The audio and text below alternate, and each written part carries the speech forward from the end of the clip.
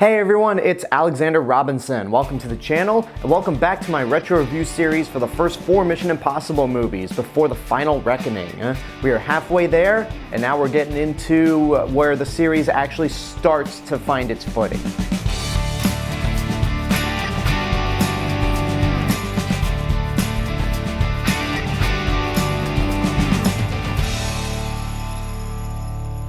This is my retro review for Mission Impossible 3, which came out in 2006 and is the directorial debut for J.J. Abrams, who before this was mostly known for television. The movie once again follows Ethan Hunt, played by Tom Cruise, as he is retired from field work and is settled down and eventually marries a nurse, played by Michelle Monaghan.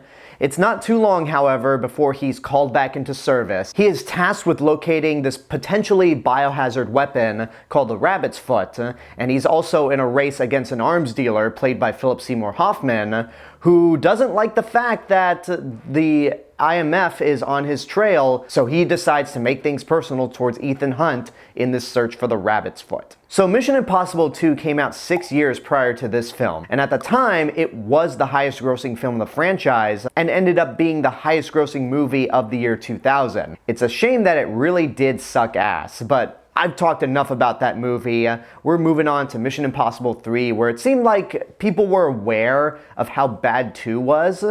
And it seems like a joke to say that when your franchise is dead in the water, you bring in J.J. Abrams. But he really did a bang-up job at getting this franchise back on track and kind of bringing it back to more of what 1 set up. And not just that, but it improves on some things that 1 faltered on. First of all, let's talk about Ethan Hunt. Tom Cruise is once again doing a really good job in this movie, and Ethan Hunt as a character is back to being more what he was like in the first Mission Impossible. He's no longer this cocky, arrogant James Bond knockoff character. He has real concern for his teammates. He prioritizes the mission to be accomplished, and we get to know a lot more about him personally. He loves his fiancée, played by Michelle Monaghan, and he's definitely more grounded and down to earth than he was in 2. He's also quite vulnerable. He's not invincible or a superhero like John Woo tried to make him in 2.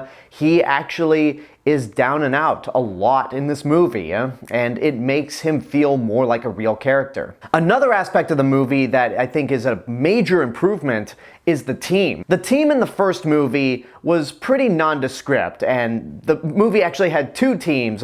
All of them, except for Luther, got knocked off, either at the beginning or by the end of the film. And then in Mission Impossible 2, they didn't even bother to focus on a team. This movie actually realizes that, oh wait, there's a team when it comes to Mission Impossible. So we once again get Ving Rhames back as Luthor, and he's still really good. He's just as charming as he was in the first 2 movies. We see more of the friendship between him and Ethan Hunt, and it really does carry out throughout the rest of the franchise. The other 2 team members are a mixed bag. Jonathan Rhys Meyers is decent in this role. I couldn't remember the character's name for the life of me, but he's not there just for comic relief like the other team member was in MI2. He's actually competent at his job, and he takes the role seriously.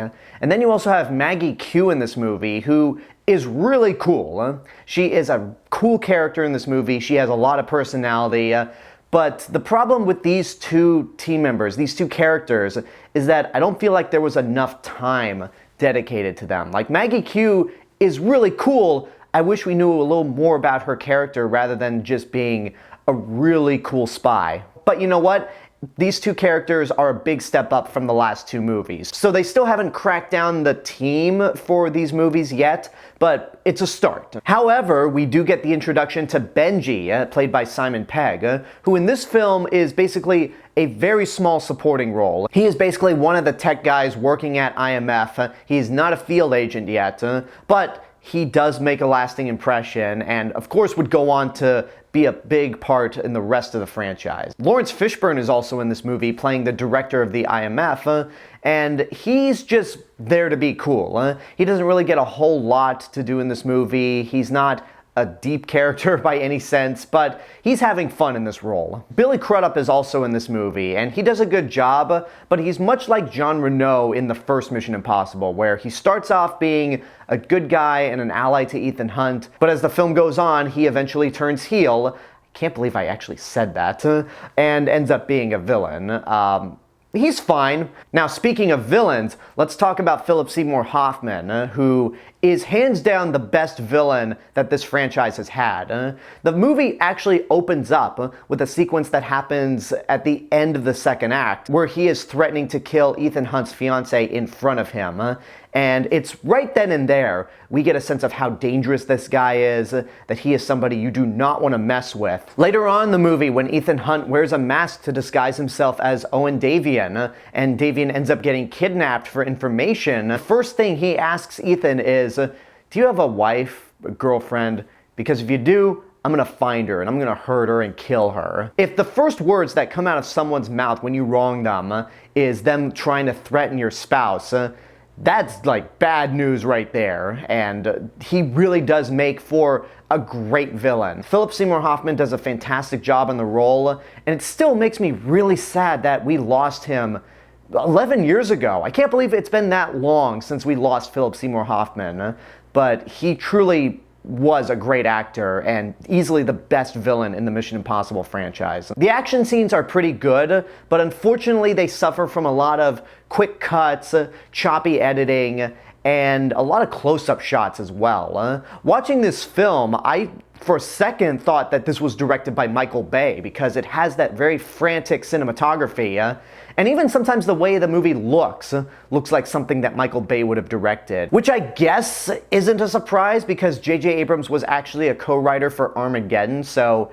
maybe he got some directing tips from Michael Bay on that set. I don't know, but the action, while fun, doesn't really leave a lasting impression. It doesn't have those massive holy shit stunts that you would come to expect from the franchise later on. It's just there, it's entertaining, but not super memorable. So Mission Impossible 3 isn't an amazing film, but it certainly is a step in the right direction, considering that the first movie kind of fumbled the ball with some elements and then 2 just decided to be its own thing. This is a step in the right direction. So I say it's good, but it's not great. It's still very much the Ethan Hunt story, but unlike 2, this is more the Ethan Hunt story where we get to know more about him as a character rather than just seeing Tom Cruise act cool.